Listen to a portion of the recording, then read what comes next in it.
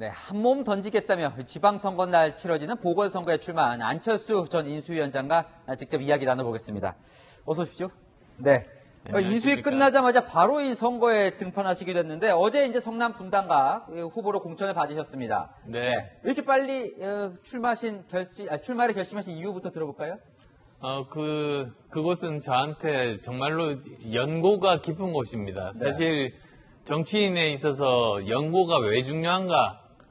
그거는 정말 명백하죠.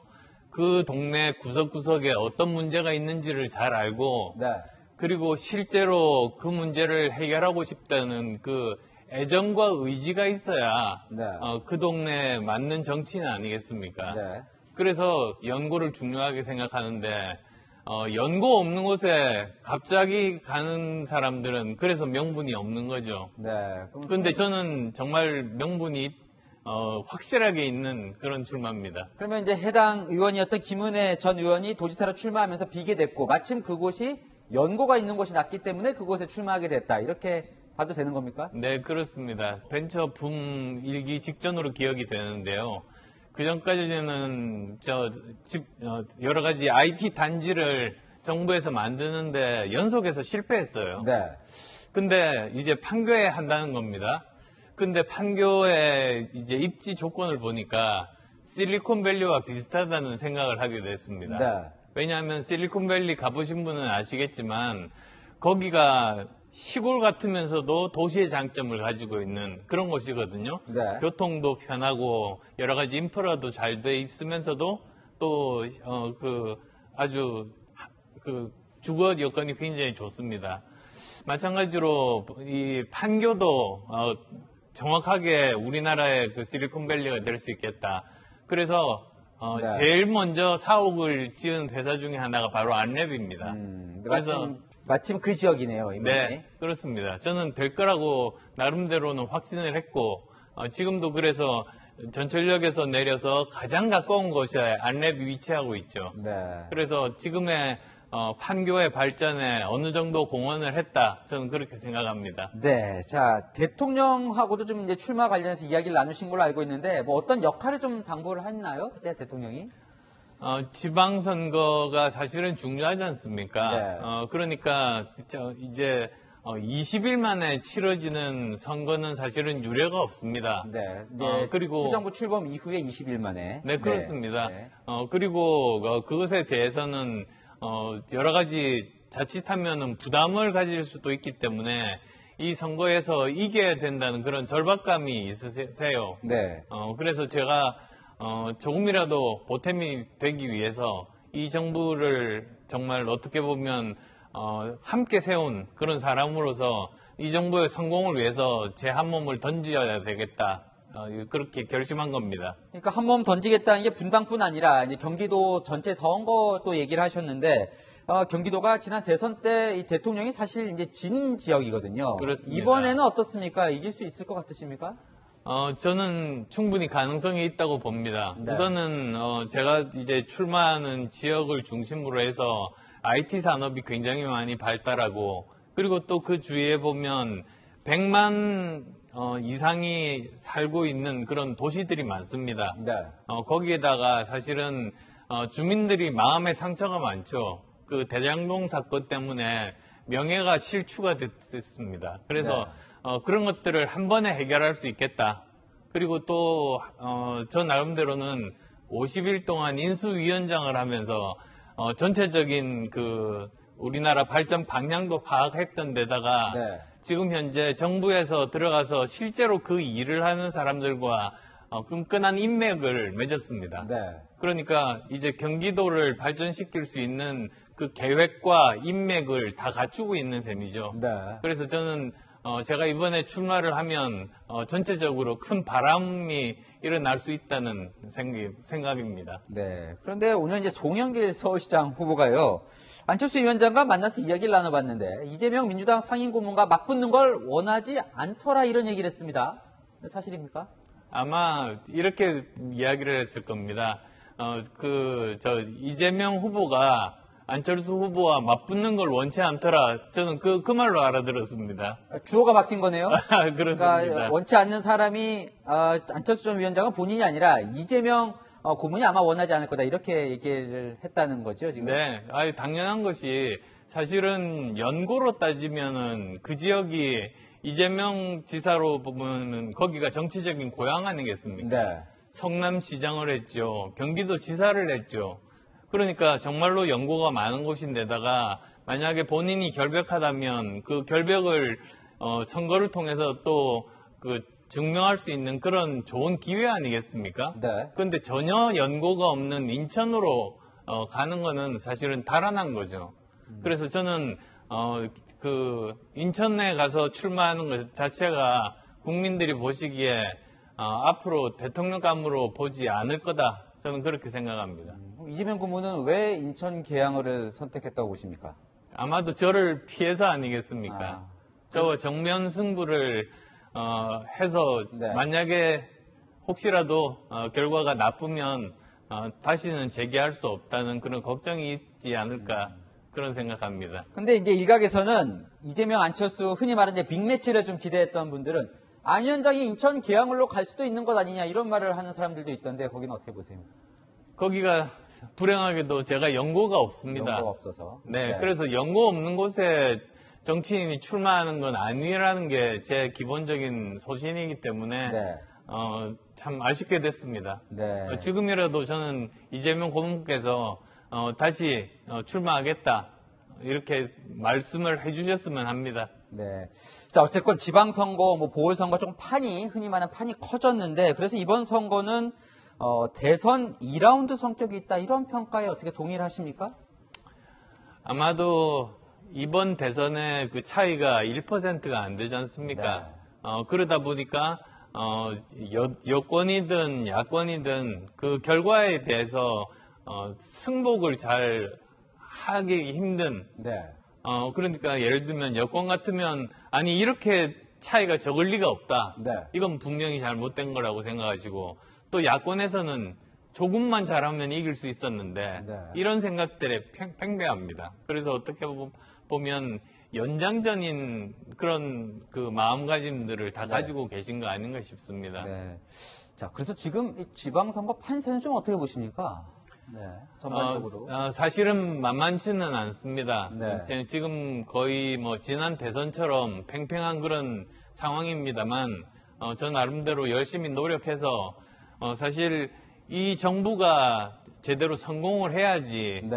우리 대한민국이 성공을 하고, 그리고 국민이 성공하는 거 아니겠습니까? 네.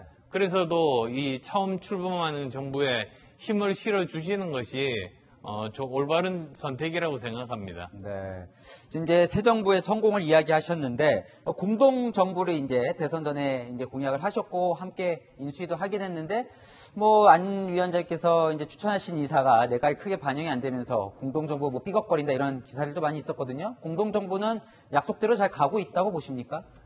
저는 가고 있다고 봅니다. 네. 왜 그러냐면, 제가 처음에 어떤 행정 경험에 대해서 이야기를 했더니, 많은 분들이 총리를 생각을 하셨더라고요. 네. 근데 사실 저는 그게 아니었었거든요. 네. 인수위원장을 생각하고 말씀을 드린 겁니다. 네. 왜냐하면 인수위원장이 하는 일이 그 정부의 5년간 청사진을 그립니다. 네.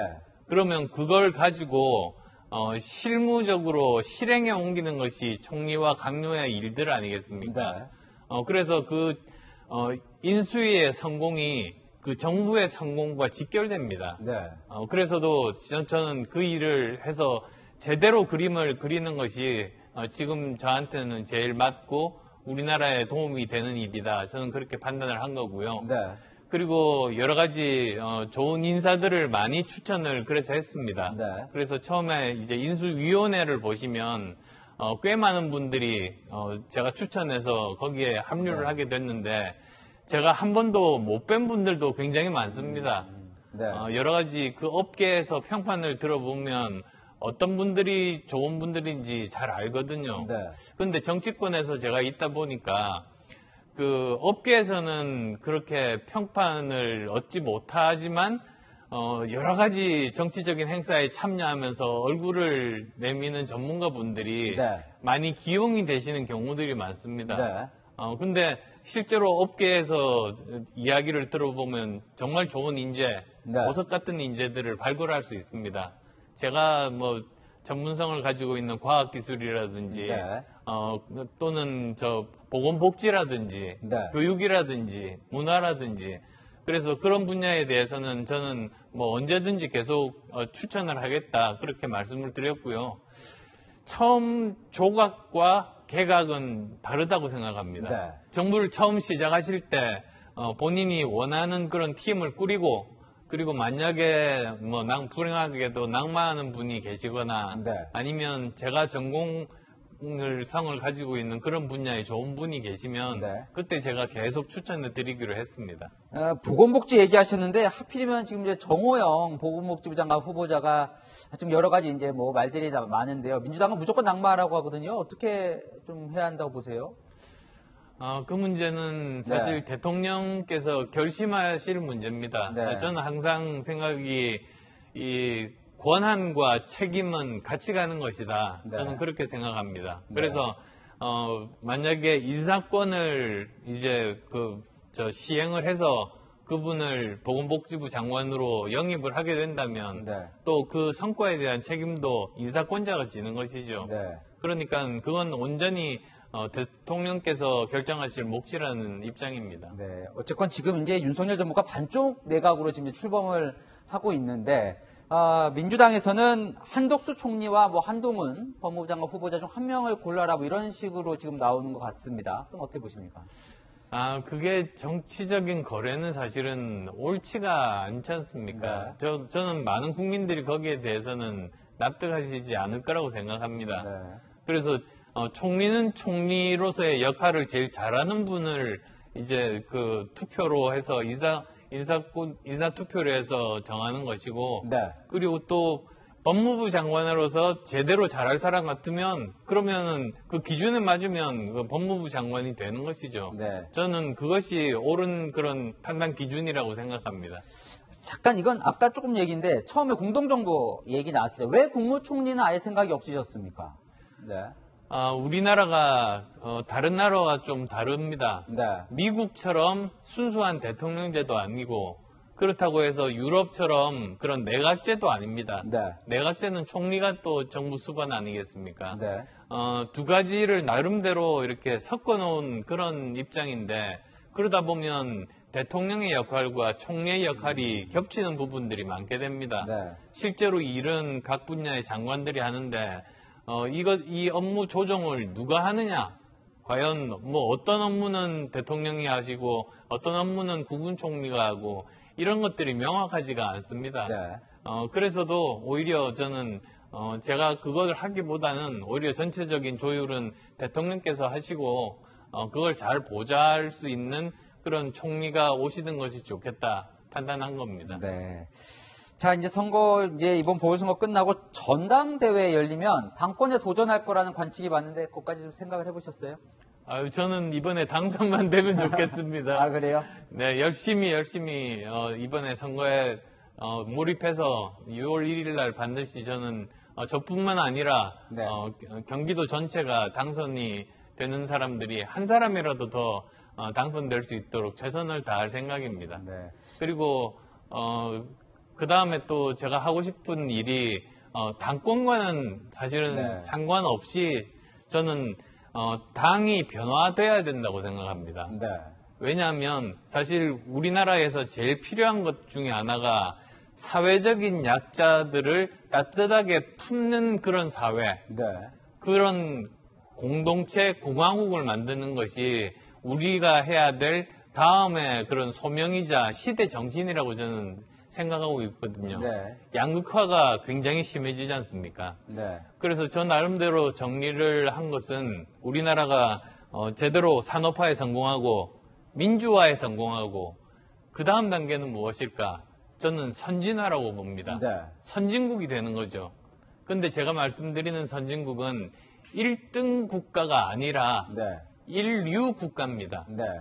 인류 국가가 가져야 될 점은 민주주의도 더 발전하고 그리고 또 경제도 훨씬 더 발전하고 네. 거기에다 사회적인 약자들까지 따뜻하게 품는 좋은 공화국이 되는 것. 네. 저는 그것을 저 나름대로 선진국이라고 부르고 있고 그게 우리의 시대적인 과제, 시대적 정신이라고 생각합니다. 네. 그래서 이제 당을 바꾸겠다 말씀하셨고요. 혹시 후보 등록 혹은 뭐 공천 이후에 이준석 대표와 한번 통화를 해보셨나요? 이야기를 좀 나눠보셨습니까? 예, 제가 그 문자를 보냈습니다. 네. 그래서 공천을 받고 나서 제가 최선을 다해서 경기도에서 한 명이라도 더 당선시키는데 역할을 하겠다고 제가 연락을 했습니다. 확정된 뒤에. 네, 그렇습니다. 답이 왔습니까?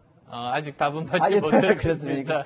알겠습니다. 자, 이제 선거가 어느새 이제 21일 남았습니다. 집권 여당 이제 후보가 되셨으니까요. 유권자에게 또 마지막 한 말씀 해주시죠. 저한테는 굉장히 특별한 의미를 지닌 선거입니다. 제가 지금까지 정치를 10년을 했습니다만 실제적인 양자 대결을 하는 첫 번째 선거입니다. 저는 지금까지 10년 동안 3번, 4번, 5번 또는 무소속으로 선거를 치렀습니다.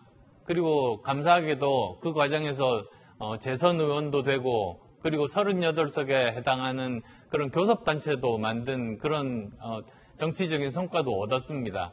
그렇지만 이번에 양자 대결의 선거는 저한테도 처음이기 때문에 압도적인 차이로 승리를 하는 것이 제 목표입니다. 최선을 다하겠습니다. 네, 여기까지 듣겠습니다. 지금까지 안철수 전 인수위원장과 이야기 나눠봤습니다. 오늘 나와주셔서 감사합니다.